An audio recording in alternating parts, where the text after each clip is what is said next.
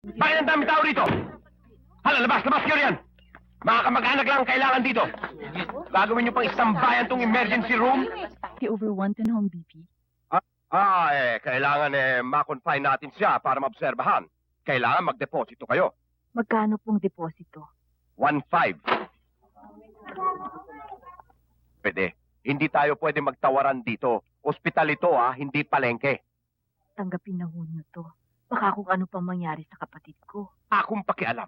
Kung hindi nyo kayang ibigay ng buo ang deposito, ilabas nyo ang pasyente at dalhin nyo sa ibang ospital. Huwag naman ganyan ang pananalita, Doktor. Meron na nga nahihirapan dyan eh. Nangahamak pa kayo rito.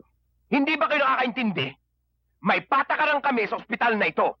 Walang deposito, walang serbisyo!